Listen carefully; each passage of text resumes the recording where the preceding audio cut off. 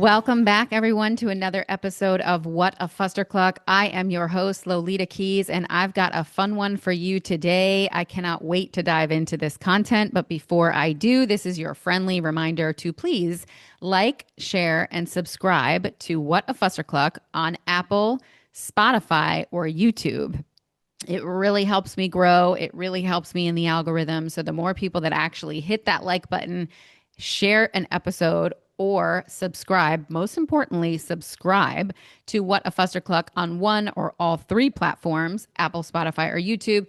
I would greatly appreciate it. I am so thankful for the support that I have for the show, and I'm excited to continue to grow it. So, what are we going to get into today? What if I told you there's a man who has been screaming, "The dollar is dying," for over 15 years, and nobody's laughing at that man anymore because this is becoming more and more obvious. Now, he might be one of several that have been making this claim for many years now, but I think it goes without saying, even if you're someone who doesn't follow politics, doesn't follow finance, doesn't follow, global commerce or any of those things, I think it's obvious, especially in the United States of America, that our dollar is weakening. Inflation is ridiculous. Our country is in bazillions and bazillions of dollars in debt in amounts I don't think any of us can even fathom or truly wrap our mind around. And I am not going to make the argument today or even dive into the fact that this is all mostly because of corporate greed and government overspending and just continuing to print money and devaluing the dollar and just making really terrible strategic global decisions. So what can I tell you about this guy before I actually tell you who he is? So he is predicting in a recent book called The End of America, dun, dun, dun.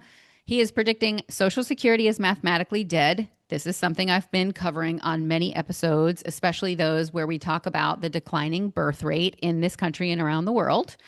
The dollar already being debased, and the reset that he thinks is coming. But on the bright side, he really feels passionately, as do others, that this reset is exactly what we need to potentially save what could be a crumbling empire. So who is this guy? I'm sure you're wondering by now. You may already know who he is, just given the title of the book, but his name is Porter Stansberry. And I first discovered him on a recent episode of the Pomp Podcast. Every once in a while, I listen to the Anthony Pompliano podcast. He's a big crypto coin, Bitcoin guy, which I just cannot still wrap my head around that. I am no financial guru by any stretch of the imagination. I think for most women, this tends to be sort of a blind spot for us. And so if you're a woman out there and you're really good at finance and financial advisement and investing and doing your own, controlling your own destiny in the market, please hit me up, whatafusterclucklk@gmail.com. I would love to hear your tips and tricks. And also, if you're interested, I would love to have you on the show so that you can talk to more women about things they can be doing to help them better secure their financial futures. But anyway, going back to Porter. So he was on a recent episode, as I said, of the Pomp Podcast. And the host, Anthony Pompliano, again, he's incredibly famous and very influential in the crypto space. His podcast is very popular among all types of investors, but most notably, as I said, crypto investors. And so some background on Peter. Let me see what I dug up on him. He is the founder of Stansberry Research and author of the 2029 book, The End of America. He's not some fringe conspiracy theorist. This guy has been a financial publisher with decades-long track records. He first made The End of America warning over a decade ago and revisited it more recently because he feels like now all of the things he was predicting back then around 2011 are actually coming to fruition. So just a brief note about him for anybody who's going to go ahead and look him up. I am aware that he did have some controversy back in 2007. I believe he had an SEC fine, which is nothing to bark at. It is worth me mentioning that just so you know that I have looked into this guy. But the positives about him far outweigh that little bitty SEC fine in 2007. And honestly, you guys know I'm not a huge fan of three-letter agencies. I think we have far too many of them in this country, and I believe they've become the fourth branch of government, which nobody voted for, and they're incredibly bloated. So I'm not going to let a little SEC fine in 2007 stop me from digging into what does this guy actually have to say. So one thing I want to call out before I move on is, again, my absolute fear of money and investing. This is something I'm trying to overcome by kind of dipping my toes into some of the more popular financial podcasts out there. And as I said, the Pomp Podcast is one of those shows. More often than not, again, women are just statistically, they're more likely to avoid investing, or they're more likely to allow someone else to invest on their behalf. And I mean, although this is a good thing, we got to love our financial advisors, especially our honest ones. It is important, ladies, that we understand, what are we investing in? What does our portfolio actually look like? So I highly recommend that you go back and listen to this particular episode of the Pomp Podcast and, just get some insight, because he has a pretty unique approach to investing that I think is much easier, I would say, for me to understand and try to take, again, more control over my own financial future, and not just leave it to my financial advisor, but really partner with him and make sure that I'm invested in things that are going to serve me long term, but also making sure that I better understand exactly what I am invested in. So I know investing feels like a foreign language to me. I'm sure to many others. I'm not alone in this. I have no doubt there are many women listening to this today that feel very much the same way. In fact, I just talked about it with a few of my girlfriends recently, and we were kind of all on the same page of like, it's a foreign language to us. But I'm very protective of my money, very protective of it. And I know that that's held me back from making more informed investment decisions. And again, I know I'm not the only one. So hopefully you will take the time to listen to that episode and kind of hear it for yourself. But if you don't, I want to jump into some of the things that really struck me in that episode. The first thing is what he calls the fourth turning, which he is predicting is coming in the year 2029. Now, first of all, the fourth turning is not new. This is something that it's like a generational cycle theory. This was first popularized by historians William Strauss and Neil Howe. It identifies a major social societal crisis that's roughly like every 80 years is when this seems to happen. Some people refer to this like in seasons, winter, spring, summer, fall, same thing on that 80-year cycle. But in Stansberry's framework, the current crisis that he points to began in 2008 and will reach its climax in the year 2029. So we are in the third turning now, and we are prepping for the fourth turning, which is hopefully where we start to right this ship and turn things around for the better. So every 80 years, civilizations typically hit a breaking point. Think about the American Revolution, Civil War, our own Civil War, World War II, and now where we are today. I don't want you to think of this podcast as a doom and gloom podcast, although early on I'm going to be citing some statistics. I love my numbers that are pretty frightening, but I also want us to realize that this is a pattern. You've heard me say before that history sadly repeats itself. It's like, when will humans learn? But on the bright side, things will ultimately swing to the positive, hopefully, or at least that's what the patterns tell us. And every pattern does kind of come to its end before the new one emerges. So I want to be clear. Again, Porter is not predicting the apocalypse. He's basically predicting the reckoning that we need that will lead to the renewal and revival that must happen in this country in order for us to get our stuff together and get back on track and be that one of the global superpowers that we once were. But this could only happen if more and more people start to pay attention and stop avoiding this conversation or living under a rock. So in his first edition of the book, The End of America, again, he wrote that in 2011, he predicted some of the indicators that a turning is coming. Some of those include the growing disaffection of people under 40. All right. This is kind of like the age at which people have been typically able to start families and buy homes. But what we are seeing in this country for sure is indicators in the debasement of our culture and our society that are outlined by the fact that people are simply not getting married when they used to. They are not having families when they used to. And some of this is a societal thing, but also it is the fact that we are all just kind of dealing with this inflation, dealing with the cost of living in this country and what that is doing to, the 20 somethings and 30 somethings that used to be getting married and having the kids. And now, we're seeing the decline in these numbers. Please go back and listen to my last episode that I did about the baby bust. I think it's very eye-opening and sort of supports what Peter is predicting. So again, he also predicted we would see a huge increase in deaths of despair. As you know from the podcast that I did about what's happened to our boys and our men in this country while we were on our, raging, like uber ridiculous feminist journey where we never pumped the brakes and realized at some point, okay, women have it pretty good now. Like, let's calm it down and let's balance this situation. And in one of those episodes, I mentioned some of the leading causes of death and how more likely than not, deaths of despair are men more than they are women. And in this country, men ages 18 to 34 are dying of fentanyl as one of the leading causes of death. So let that sink in because that is not a good sign. And we have also, one of the other things that he predicted is huge increases in gambling since people have basically lost the ability to earn money through normal means of commerce, going to work, getting a respectable job, all of these things that like used to be traditional that now we are seeing major declines in. And so, okay, we're all familiar with DraftKings commercials, online gambling, online gaming, crypto, not for nothing, but crypto is essentially kind of a form of gambling. I guess that argument can be made for the stock market as well, but whatever, que sera, sera.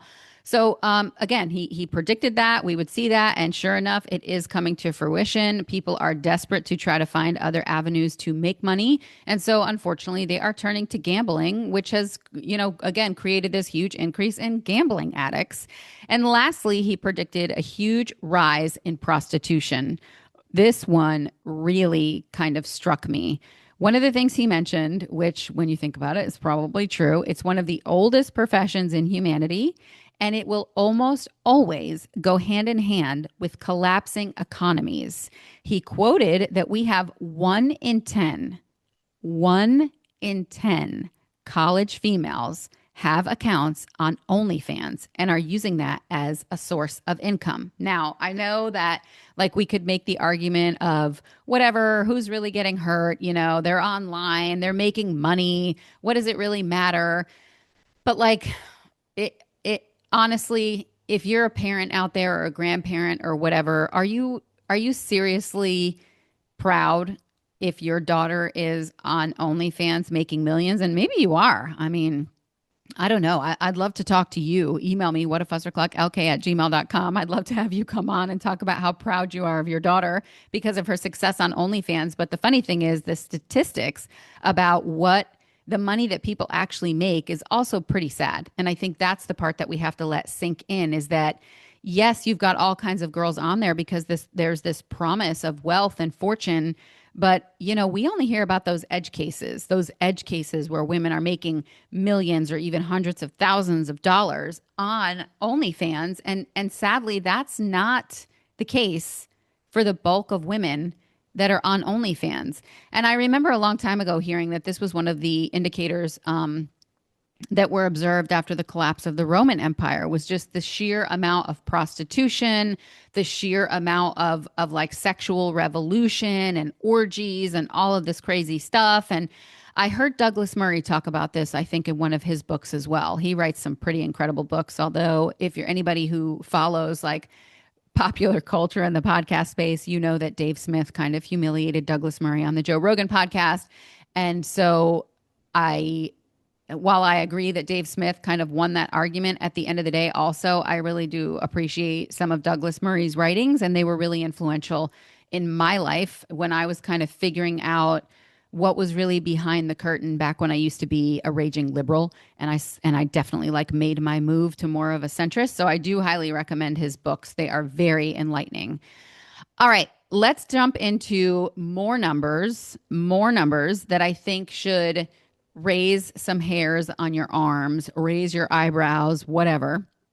Again, you guys know I love to quote some of these statistics because I think it just gives us that aha moment. So let's jump into those.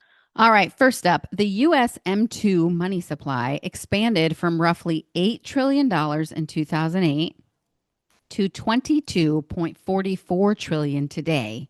That is nearly tripling the money supply in under 20 years.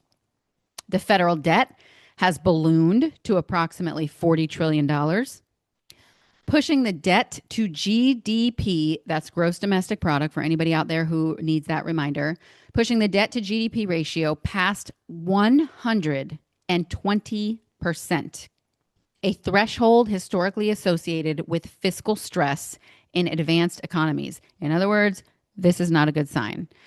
Annual interest rate payments on the national debt have crossed $1 trillion, consuming a growing share of the federal budget that would otherwise fund social programs and public investment. What does this mean? It means where we could be better investing in our social programs and public investment is all going to the interest payments on our national debt. In other words, the money that we pay in taxes is not going to the places that it should because we are so bloated. We are so bloated in debt that even our interest payments are in the trillions, you guys. In March 2023, Silicon Valley Bank, First Republic, and Signature Bank all collapsed with over $500 billion in deposits evaporating in 36 hours.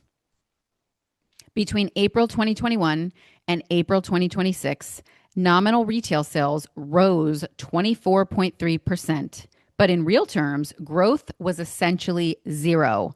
Americans are not buying more, they're paying more for the same basket at Home Goods that they could get back in 2020 for an actual reasonable price. And what's going to happen when retailers, stores, restaurants, whoever, when they realize that they could raise the price? So this happened a lot during COVID. People raised their prices because they were being hit with higher costs for their supplies. But even when that started to stabilize, do you think they dropped those prices? No. They will not drop those prices. Those prices mostly have stayed the same. If you're a business owner who did drop your prices based on the market value of a supply that you needed to service your customers, well, then kudos to you. But most people did not. And so their profit margins rose while the consumer is basically being robbed. And then lastly, mortgage rates are at nearly 7%. We have a 4% inflation and a dollar that buys roughly 30% less than it did in early 2020 before the COVID crisis. And lower income consumers are quite literally running out of gas. And thanks to our ridiculous attempt to basically start a regime change in Iran, we are feeling it at the gas pump today. And that war is not looking so good from an American perspective. On Social Security specifically, the program faces a structural funding shortfall because of things like demographic imbalances that I have noted on previous shows. The declining birth rate, you guys, this is very simple math here. When you have less active workers but more retirees, this system is basically being outpaced. This is not good. Not only are we not having babies anymore, but what do you think is going to happen to Social Security when you have less people contributing? And now you've got the threat of AI looming.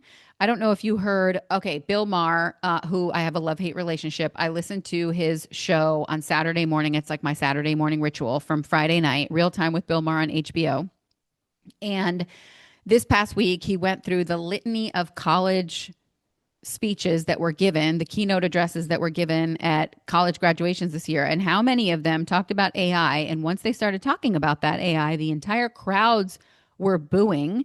And so this is a huge deal, you guys, because if jobs do start to be replaced at mass by AI, and I know that this is probably what people felt like when the computer was invented or the calculator was invented or the industrial revolution happened. And, luckily human beings tend to pivot, but we don't yet know what that pivot looks like because AI is coming at a pace faster than anything that has ever come before. And I just don't know if we will have the time to really think about how are we going to correct for this potential humongous loss of jobs in the market in the next 5 to 10 to definitely 15 years. And now you're talking about less people who will potentially have jobs and who will be taxed. So what's going to happen to Social Security, you guys? Is the government just supposed to print more money to fund it? I mean, honestly, I'm pretty pissed because I've been paying into Social Security since I was 14, as I've said before. And so I'm very pissed off that that was kind of a line of income that I was stupidly depending on. And now I realize it's nothing more than a pyramid scheme. And I certainly don't want our country to continue to print money and just further, crash and collapse and continue to, impact inflation and all of these just terrible things that I just could go on and on about. Because this is not sustainable. This is not sustainable. We're like creeping towards a more socialist economy. And it's frightening. I don't know which way we're going to end up going. But I do feel confident that we still have the right people in this country to get us back on track. And I'm pretty excited to see what the future holds from a leadership perspective and from the young people in this country and how things might start to change for the better. So again, I don't want you to look at this whole thing with Social Security like it's political. This has nothing to do with politics. It doesn't matter if you're left or right. No one's been able to solve for this problem. Every president has just, continued to put us further and further into debt since we got off the gold standard with Nixon. It was the worst thing we probably could have ever done. And here we are. So this is, it's like arrhythmic, right? It doesn't. Essentially, these patterns don't care who you voted for. They're happening and they've been happening on both sides of the aisle. I mentioned the Roman Empire before, and I want to dive into that a little bit more. So Rome, here's a little tidbit about Rome. Okay. Their first silver denarius coin held its integrity for nearly 3 centuries, but slowly emperors began debasing it. How did they do this? They started mixing in more copper to fund wars, spectacles, and government promises. And in just over 200 years, the coin went from 98% pure silver to under 5%. When the coin died, the economy died. Trade networks collapsed, roads fell apart because no one was paid to maintain them, and Rome, quite contrary to what popular culture will have you believe, it did not fall because barbarians crossed the Rhine. It fell because the coin became a lie. The US dollar has followed this same trajectory. It's just that unfortunately for us, it's happening faster and with much nicer printing presses. We've been told this is different because we have the strongest military and the world's reserve currency, but Rome at one point said the same thing, and you can already see other countries starting to trade in things like yen. And this is not a good sign for the United States of America. Is it good for the balance of power globally? Possibly, but there's always going to be the attitude of one must rule them all.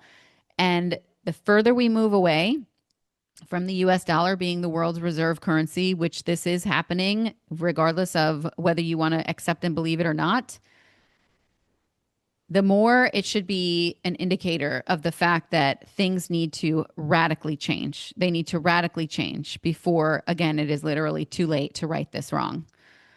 The cultural collapse angle. So this is one of my favorite aspects of this conversation. This is where I really want to try to bring it home for you and kind of connect the financial collapse to our cultural collapse. So Stansberry's book, which I haven't read yet, but I've got it on order, It's going to be coming my way pretty soon. He argues that savings have been plundered by inflation. Families have been destroyed by alien ideologies. This is, again, something I feel incredibly passionate about. The further you move away from the nuclear family, the further you move away from a spiritual belief, community strength, the further you move away from these things as tribal people, the closer we will get to these alien ideologies, which is essentially very fringe ways of living and thinking that have become these national talking points, which should not impact the day-to-day American, and yet they have been, and yet they do. They are infiltrating our schools. They are infiltrating our daycare systems. I mean, the list goes on, our healthcare systems. And so what ends up happening is that you have an entire generation that has been taught inside institutions that their parents funded to basically hate the civilization that they are inheriting. Colonialism ruined everything, as if, the slave trade wasn't going on well before America was even a country. I just love how everything turns back to the American and the white American man at that, when the reality is we have we have seen nations conquering and plundering for century after century after century after century. This is not a new thing, but this is what many have poisoned the minds of young people to believe. This concept of white privilege, this concept of white fragility, and all of this bullshit. Where does this come from? Well, it's a result of what we have been seeing. Again, you move further away from these things and you're eventually going to try to grasp onto something. And what is the best mind to manipulate? It's a young mind, which is why my kids are not going to college, as I said, unless they get a grant or a scholarship. And for me as a parent, it will just be so critical to make sure that I am sending them to college with such a strong foundation that hopefully their minds are not poisoned in the way that many minds are. And no disrespect to young people. I think we can all look back, when you're young, you just feel so fresh. You think you have all of these amazing perspectives. You're like, oh, I'm going to this job and it's just like all these old people. And like, what do they know? I'm so much more of a visionary than they are. I have all these great ideas. I'm more technologically advanced. They're just like old shrews. But what they don't know, or what they don't consider at the time, is the wisdom that comes with age, and why having a healthy balance in the workforce of young, middle-aged, and slightly older people is kind of like the best of all worlds, and why it's so important. But when we've got these folks coming into the workforce that have already been manipulated and brainwashed, it's a struggle. It is a struggle. It's like, I was having a conversation with someone recently, and it's difficult to convince younger people to like appreciate the grind of the early years of your work, because they're so used to that consistent dopamine hit that they just feel like, I got to have it. I deserve it right now. I want it today. Why not me? And it is a huge mindset shift to try to get people back to that more balanced perspective. All right. The other bit is the birth rate collapse. Again, the baby bust episode I did, please go back and listen to that, because that will really help you connect the dots on how that started happening and what is really going on with that. And so when people don't feel financially secure, they're not going to have children. When women are told their economic salvation is OnlyFans, not family formation, that is the currency debasement, just expressed in a cultural form. The dollar is dying and the family is dying. These two things are, the fact that these two things are happening at the same time is not a coincidence. It's the same story told in two different languages. Okay, let's get into the bright side. So no more doom and gloom. I hope those numbers sink in. I hope all of those statistics sink in. I hope we are clear, ladies and gentlemen, that this is not a left versus right thing. This is literally a humanity thing, and this is literally an American citizen concern that we all need to be thinking of. But I want to talk about the reset and why it has to happen. A reset is not the end. It's the correction. The Roman emperors who finally reformed the currency were the ones who saved what remained of the empire. Stansberry argues a hard monetary reset is not a tail risk, but a near certainty within this decade. But it's also the only path to long-term national survival. And it will be painful, you guys. It will be painful, but not in a way where we can't survive it and we can't get through it, because golden eras are typically within a fourth turning. So I really think that we actually do have a lot to look forward to, and a new age of growth. And what is that going to mean? What is that going to bring to our economy and to our culture and to our society?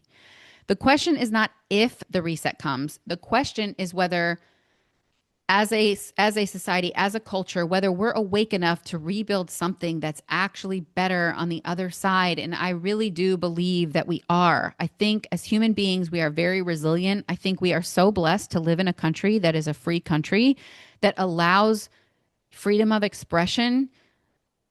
This is one of the reasons why so many people argue that Elon Musk purchasing Twitter was one of the best things that could have ever happened. Because you guys, when free speech goes away, when you have situations like what we're seeing in the UK today, where people are being arrested simply for saying something, this is not good. We need to be able to have free speakers, free thinkers. I will always caveat that with the exception of, you cannot threaten people, of course. But this whole concept of hate speech, it's like, put your big girl panties on, buckle up. Like, enough with this sensitivity, with this like super sensitive cultures. We're beyond that everybody gets a trophy culture. We've got to be beyond that culture. Failure is a part of life. You're going to get your feelings hurt. The most important thing is that we teach our kids, and we ourselves remember, when somebody pisses you off, ask yourself, why did that piss me off? What did that trigger in me to really upset me? Is it because it's something that you're actually insecure about, that you don't have a handle on, or is it truly like a justified thing? But unless somebody is coming after you and threatening your life, really anything is on the table. And we all have the ability to block people. So if somebody is saying something that you don't like, ultimately change the channel, listen to another podcast, block them on social media. You also don't need to poison yourself with like negative speech all the time. What do I recommend for anyone who's listening? What can you do as an average everyday person? So Stansberry recommends investing in things like gold, Bitcoin, and timber, believe it or not, and what he calls a honeycomb portfolio strategy. I am not a financial advisor. I am not giving you financial advice. I am simply recommending that you go back and you listen to that episode of the Pomp Podcast, and you talk about these 4 pillars that he talks about in his honeycomb portfolio strategy. It's very easy to understand. My concern with gold right now is that it is priced so high. I really can't make sense of actually purchasing it now when it's this high.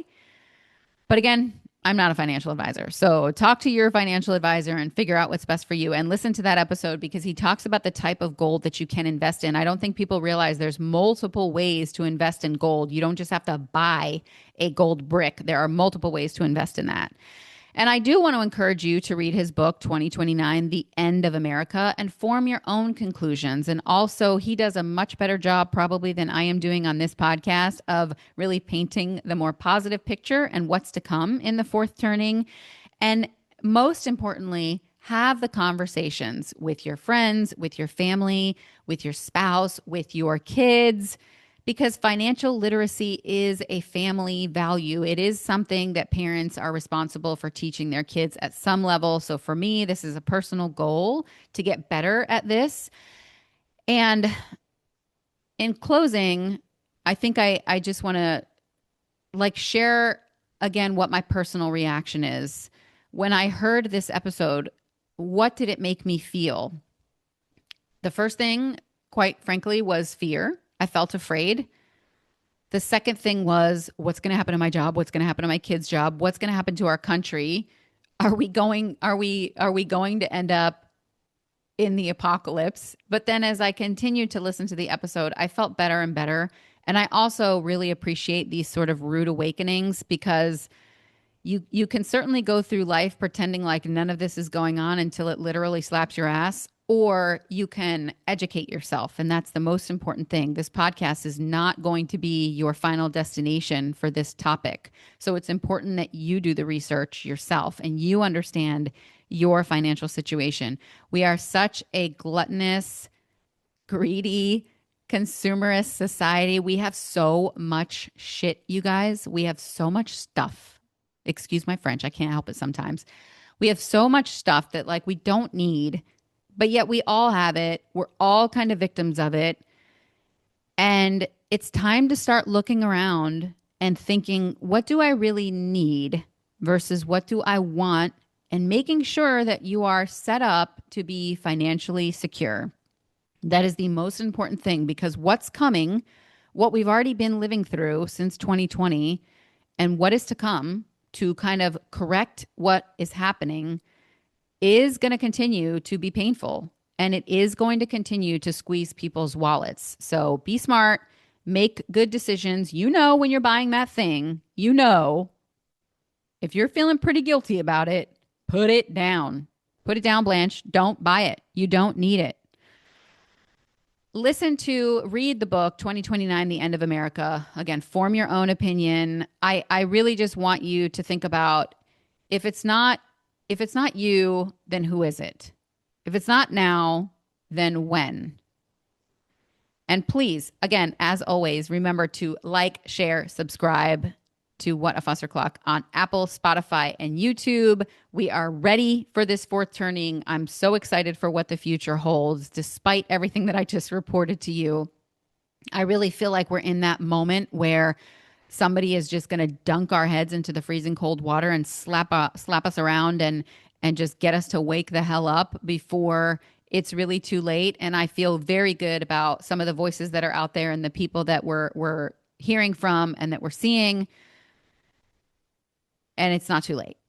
So please take everything I said. Remember, always do your own research. It's so important. If there's anything that I misquoted on this episode, please feel free to fact check me and send me an email, whatafusterclocklk@gmail.com. As always, thank you for listening. I hope you found this episode informative. My goal is to always give a balanced perspective. I am hoping that I don't ever get into the bad habit of reporting or talking about anything that is just like so doom and gloom without ever trying to solution at the same time. So would love to hear from you. Thank you so much. And until next time, bye everybody.